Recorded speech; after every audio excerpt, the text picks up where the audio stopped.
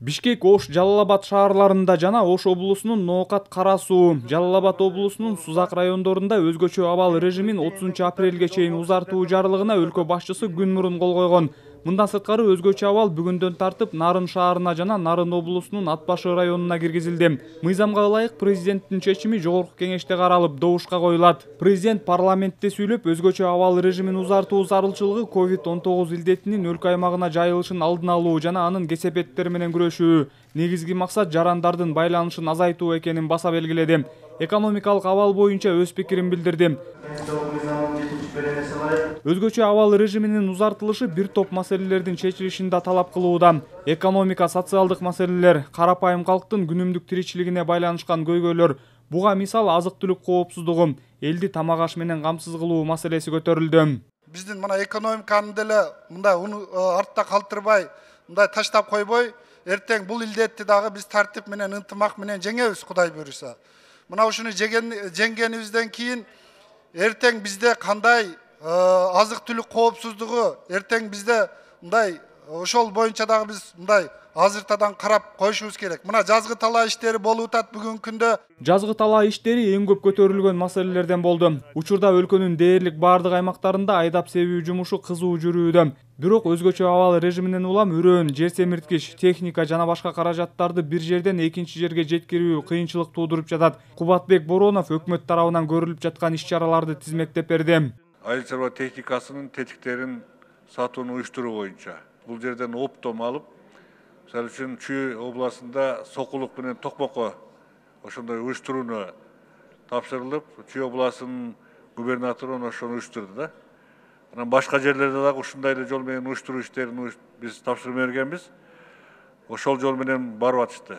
Анан азыр эми биз мына экинчи этабына кирип атабыз да, эртең бүгүндөн баштап.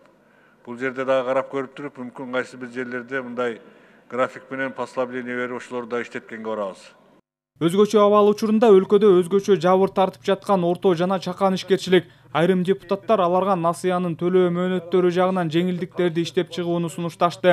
Өкмөт дарыгерлерди жана укук коргоо органдарынын кызматкерлерин атайын каражаттар менен камсыздоого да өзгөчө көңүл бурушу керек.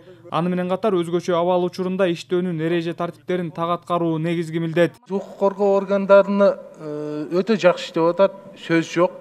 Бирок ошол баягы текшерүүдө пропусту текшергенде, машиненин документтерин текшерип атканда жакшы бир инструкция берсеңиз, колу менен кармабасын, эч качан. Аралыктан текшерсин. Ал тартипти бардык ошол жерлердеги медицина кызматкерлерине, координаторлорго жөнөтүлдү. Бул 30 март күнү бекитилип берилди. Ошол жердеги коргоочу кийимдерди кайсыл уровенде иштеп жүргөн кызматкерлер, деги эле медицина кызматкери эмес, бардык кызматкерлер кандай кийиш керек? Коронавируска каршы күрөшүү максатында өкмөткө жөнөкөй жарандарда материалдык көмөк көрсөтүүдө.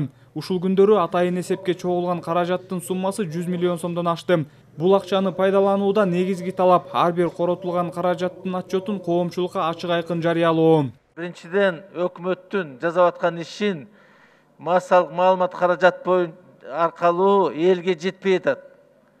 Ошон үчүн жанагындай туура эмес маалыматтар чыгып атат, жанагындай фейктер чыгып атат. Бир мисалы, жанагы фондко түшкөн, жардамга түшкөн акча 123 миллион сом экен болгону. Эми ушуну тизмелеп жазып берсеңер, канчасы кызматкерлерге кетти, канчасы бөлөк жака жумшалды, ошонун баарын жазып берип койгула, элде суроо болбойт. Азыр ичип алды, жеп алды деп эле эми, конечно, баягы күнөөлөгөндөн токтотуш керек бири-бирибизди. Бүгүн колдошубуз керек. Коронавирус бир жагынан душман болсо, экинчиден бири-бирибизге душман болбойлу. Саламаттык сактоо министрлигинде бул жана элибизден, спонсорлордон, анан алдыңкы ишкерлерден, жарандарыбыздан түшкөн акча каражаты. Бүгүнкү күндө анын суммасы 125 миллион. 125 миллиондон 38,5 миллион акчаны атайын комиссиянын чечими менен жана март айындагы биздин медициналык кызматкерлердин доплатасына төлөп берүү боюнча чечим кабыл алынып, 38,5 миллион акчасы гана бүгүн каржыланды. Башка акчанын бардыгы ордунда, шотто турат. Өзгөчө абал учурунда карапайым калктын күнүмдүк тиричилигине байланыштуу бир катар көйгөйлөр чыгууда. Көп арыз даттануулар дарыгерлерге бара албай кыйынчылыкка кабылып жаткан бейтаптардан түшүп жатат. Сокулук менен Алымүдүн районунан көптөгөн элдер кайрылып атат. Алар ушу Бишкекке келип ооруканаларга кайрылышат. Айрыкча боюнда барлар, гемодиализ алган адамдар мына чечилет, ана чечилет деп, ошол маселе чечилбей жатат деп.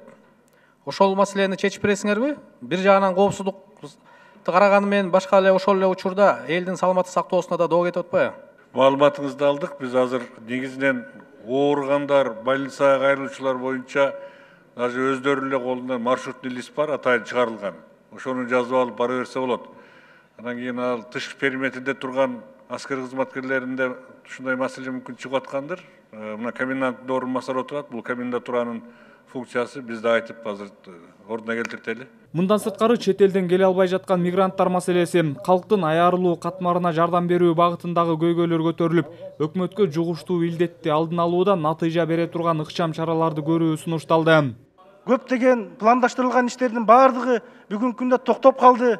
Мунун баардыгын биздин элибиз, журтубуз туура түшүнүк менен кабыл алып, бүгүнкү күндө тарбияны, тартипти сактаганга аракеттерин жасап атат. Ушул мүмкүнчүлүктү пайдаланып, ушул абалды киргизип берген, мыйзамдык түрдө өзгөчө абалды киргизип берген учурда сиздер эми иштешиңиздер керек. Жугуштуу илдеттин жайылышын алдын алуу максатында өзгөчө абал режимин узартуу чечими дээрлик бир добуштан колдоого алынды. Самат Асипов, Алмаз Нурманбетов, Ала Тоо 24.